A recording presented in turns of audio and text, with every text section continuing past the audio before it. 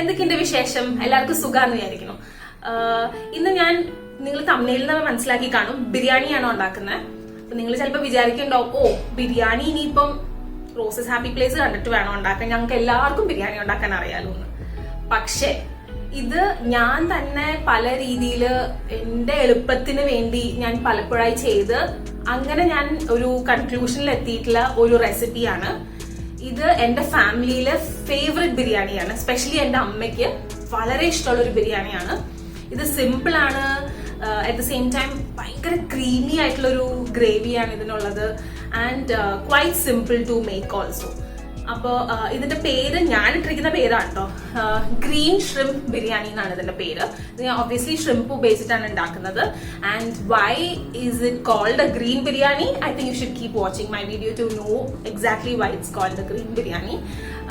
അപ്പോൾ നമുക്ക് പെട്ടെന്ന് തന്നെ ഇതിന്റെ ഇൻഗ്രീഡിയൻസ് നോക്കാം, ഒപ്പം തന്നെ നമുക്ക് ഇതിന്റെ മെത്തേഡും നോക്കാം. ഫസ്റ്റ് നമുക്ക് വേണ്ടത് 1 കപ്പ് കൈമ റൈസ് ആണ്. ഇത് ജസ്റ്റ് ഞാൻ കഴുകിയിട്ടേ ഉള്ളൂ, സോക്ക് ചെയ്തിട്ടില്ല. 1 കപ്പ് കൈമ റൈസ് വേണം. പിന്നെ 1 table spoon 1 or 1.5 table spoons ghee വേണം. പിന്നെ നമ്മൾക്ക് സ്പൈസസ് വേണം. ഇവിടെ ഞാൻ പട്ട, ഗ്രാമ്പൂ, ഏലക്ക ഇത് 3 എടുത്തേക്കുന്നത്. നിങ്ങൾക്ക് മറ്റേ തക്കോലോ അതൊക്കെ ഇടണമെങ്കിൽ അതൊക്കെ ആവാം. പക്ഷെ എനിക്ക് ഇതിന്റെ 3 ഫ്ലേവേഴ്സ് ആണ് പൊതുവെ ഇഷ്ടം, അതുകൊണ്ട് ഞാൻ ഇത് 3 എടുത്തിട്ടുള്ളൂ. പിന്നെ നമുക്ക് ജിഞ്ചർ ഗാർലിക് പേസ്റ്റ് വേണം, ഒരു 1 ടീസ്പൂൺ, രണ്ടും കൂടെ 1 ടീസ്പൂൺ. പിന്നെ ഞാൻ റൈസ് സോക്ക് ചെയ്യാത്തതുകൊണ്ട് തന്നെ എനിക്ക് വെള്ളം 1.5 കപ്പല്ല, ഞാൻ 2 കപ്പിലാണ് ചെയ്യുന്നത്. ഇത് ചൂടുവെള്ളമാണ് വേണ്ടത്, 2 കപ്പ് ചൂടുവെള്ളം. പിന്നെ നമുക്ക് ആവശ്യത്തിനുള്ള ഉപ്പ് വേണം. ഇത്രയാണ് നമുക്ക് റൈസിന് ആവശ്യമുള്ള സാധനങ്ങൾ. ഇനി ഇത് എങ്ങനെ ചെയ്യാൻ നമുക്ക് നോക്കാം.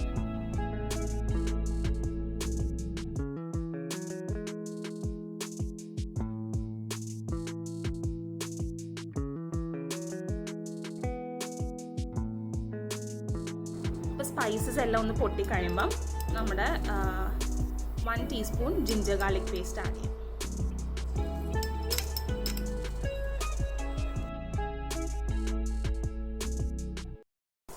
ഈ ജിഞ്ചർ ഗാർലിക് പേസ്റ്റ് ഒന്ന് മുരിഞ്ഞ് കഴിയുമ്പം നമുക്ക് ഇവിടെ കഴുകി വെച്ചേക്കുന്ന നമ്മുടെ കൈമ റൈസ് ആഡ് ചെയ്യാം. കഴുകി നല്ലപോലെ ഡ്രെയിൻ ചെയ്ത റൈസാണിത്, വെള്ളത്തിന്റെ അംശം പാടില്ല.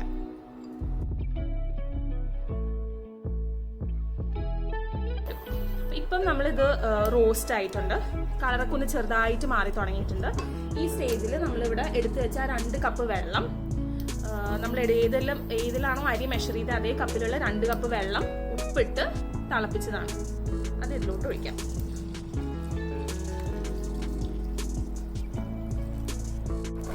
നമുക്ക് ഉപ്പ് ടെസ്റ്റ് ചെയ്യാനായിട്ട് ഇതിന്റെ വെള്ളം ഒന്ന് രുചിച്ച് നോക്കിയാൽ മതി. നമുക്ക് ആവശ്യമുള്ളതിനെക്കാട്ടിലും ഒരു തുള്ളി മുമ്പിലായിട്ട് ഉപ്പ് നിൽക്കുവാണെങ്കിൽ വെന്ത് കഴിയുമ്പം ആ ഉപ്പ് ഇതിന് പെർഫെക്റ്റ് ആയിരിക്കും. അങ്ങനെയാണ് ഈ സ്റ്റേജിൽ നമ്മൾ ഉപ്പ് നോക്കുന്നത്. അപ്പം നമ്മളിതൊന്ന് തിളയ്ക്കാൻ വെയിറ്റ് ചെയ്ത് ഒന്ന് തിളച്ചു. ഇനി സിമ്മിലോട്ടാക്കിയിട്ട് ഇതൊന്ന് അടച്ചു വെച്ച് കുക്ക് ചെയ്യാം. അടുത്തത് നമുക്ക് മസാല ഉണ്ടാക്കാനുള്ള സാധനങ്ങൾ എന്തൊക്കെയാണെന്ന് നോക്കാം. ഫസ്റ്റ് നമുക്ക് ഷ്രിംപ് വേണം. ഷ്രിംപ് ഇവിടെ ഞാൻ 250 ഗ്രാംസ് ആണ് എടുത്തേക്കുന്നത്. അത് ഞാനൊരു 1/2 ടീസ്പൂൺ ടർമറിക് പൗഡറും ഒരു 1/2 ടീസ്പൂൺ ഉപ്പും ഇട്ടിട്ട് മാരിനേറ്റ് ചെയ്ത് വെച്ചേക്കുക. 250 grams shrimp, 1/2 teaspoon turmeric and 1/2 teaspoon salt. പിന്നെ നമുക്ക് വേണ്ടത് സവാള. ഇത് ഒരു മീഡിയം സൈസ് സവാള ഞാൻ സ്ലൈസ് ചെയ്ത് വെച്ചേക്കുവാണ്. പിന്നെ നമുക്ക് തക്കാളി വേണം, ഒരു ചെറിയ തക്കാളി ഫൈൻലി ചോപ്ഡ്, ഏറ്റവും ചെറുതാക്കി ചോപ്പ് ചെയ്യാൻ പറ്റുന്ന പോലെ ചോപ്പ് ചെയ്യാം. പിന്നെ നമുക്ക് ഇഞ്ചി, വെളുത്തുള്ളി, പച്ചമുളക്. ഇത് ഒരു 5 to 7 പച്ചമുളക്, ഡിപ്പെൻഡിങ് അപ്പോൺ നിങ്ങളുടെ മുളകിന്റെ എരിവ്. 5 to 7 പച്ചമുളക്, പിന്നെ 1 ഇഞ്ച് സൈസിലുള്ള ഇഞ്ചി, ഒരു 4-5 വെളുത്തുള്ളി, ഇത്രയും അരച്ചു വെച്ചേക്കുന്നതാണ്. പിന്നെ നമുക്ക് വേണ്ടത് പുതിന ആൻഡ് മല്ലി അരച്ചത്. ഇത് 1 കപ്പ് പുതിനയും 1 കപ്പ് മല്ലിയും ഇച്ചിരി വെള്ളം ചേർത്ത് നല്ല ഫൈനായിട്ട് അരച്ചതാണ്. പിന്നെ നമുക്ക് വേണ്ടത് കാഷ്യൂ പേസ്റ്റ്.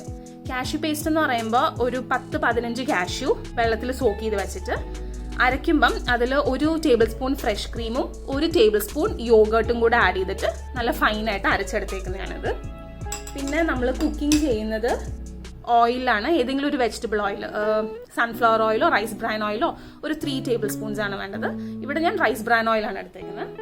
പിന്നെ നമുക്ക് ഓഫ് കോഴ്സ് സോൾട്ട് ആവശ്യമാണ്. അപ്പം ഇതൊക്കെയാണ് ഇതിന്റെ ഇൻഗ്രീഡിയൻസ്. ഇനി നമുക്ക് പെട്ടെന്ന് തന്നെ ഇത് ചെയ്തു തുടങ്ങാം.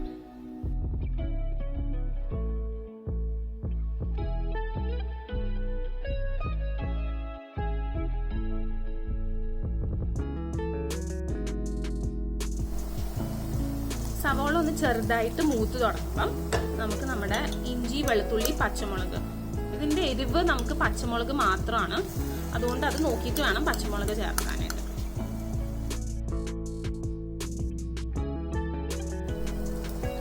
ഇപ്പൊ നമ്മുടെ ഇഞ്ചി, വെളുത്തുള്ളി, പച്ചമുളക് എല്ലാം നല്ലപോലെ എന്റെ പച്ചമണം എല്ലാം മാറി സവോള എല്ലാം നല്ലപോലെ വഴന്ന് വരുമ്പം നമ്മൾ ഇതിലോട്ട് നമ്മുടെ തക്കാളി ആഡ് ചെയ്യണം. ഒരു തക്കാളി ഫൈൻലി ചോപ്പ് ആഡ് ചെയ്തൊന്ന് മിക്സ് ചെയ്തിട്ട് അടച്ചു വെച്ച് കുക്ക് ചെയ്യാം. ഇപ്പം നമ്മുടെ തക്കാളി നല്ലപോലെ കുക്കായി മാഷായി വന്നിട്ടുണ്ട്. ഇനി നമുക്ക് ഇതിലോട്ട് നമ്മുടെ ഗ്രീൻ പേസ്റ്റ്, അതായത് നമ്മുടെ മല്ലിയില ആൻഡ് പുതിന പേസ്റ്റ് ആഡ് ചെയ്യാം. നോക്കിയിട്ട് ആഡ് ചെയ്താൽ മതി.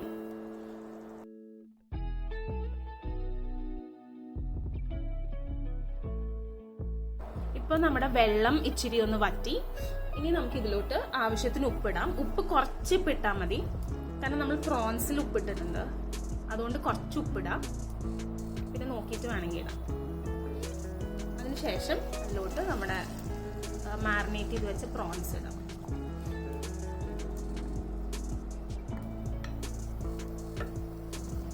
എന്നിട്ട് ഇത് അഗൈൻ പ്രോൺസിന്റെ കുക്കിംഗ് ടൈം വളരെ കുറവാണ്, അതുകൊണ്ട് തന്നെ ഇത് അടച്ചു വെച്ച് കുക്ക് ചെയ്യേണ്ട ആവശ്യമില്ല.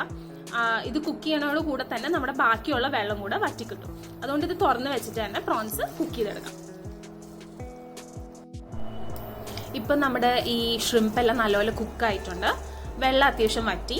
ഇനി നമുക്ക് നമ്മുടെ കാഷ്യൂ പേസ്റ്റ് ആഡ് ചെയ്യാം. Cashew, yoghurt, fresh cream paste.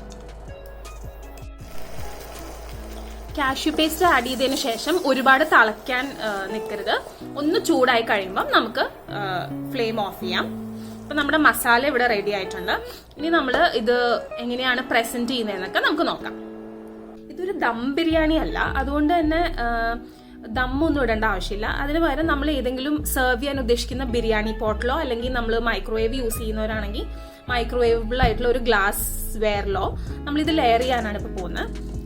Layer ചെയ്യുന്ന ജസ്റ്റ് നമ്മൾ യൂഷ്വലി ചെയ്യുന്ന പോലെ ആദ്യം ഒരു ലെയർ ഓഫ്, വേണമെങ്കിൽ നിങ്ങൾക്ക് ഒരു ലെയർ ഓഫ് റൈസ് ഇടാം. നിങ്ങളിപ്പോൾ വലിയ ക്വാണ്ടിറ്റിയാണ് ഉണ്ടാക്കുന്നതെങ്കിൽ.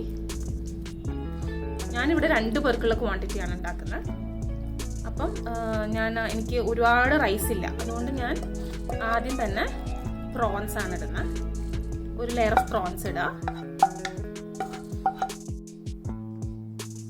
അതിൻ്റെ മുകളിലായിട്ട് റൈസ് ഇടുക.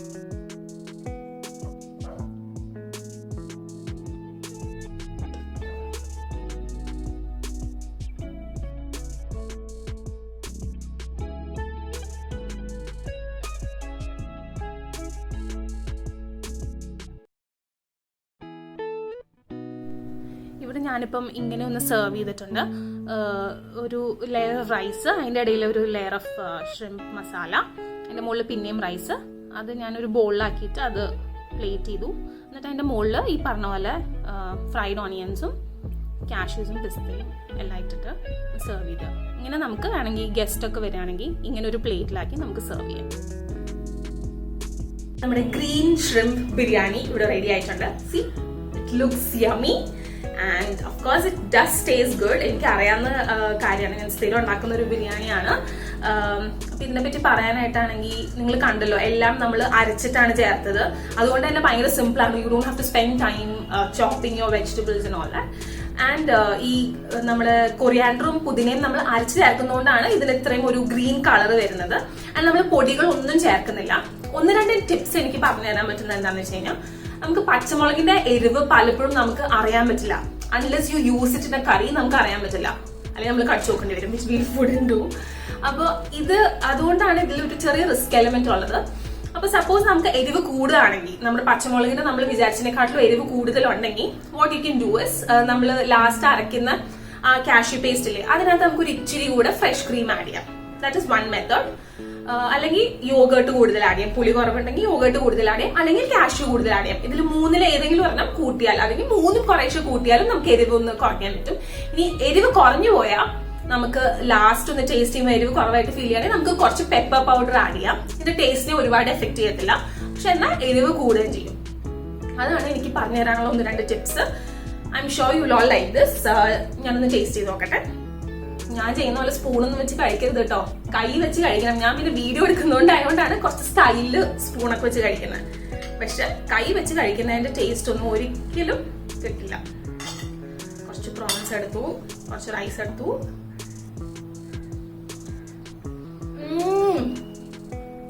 Oh my god, this is so good.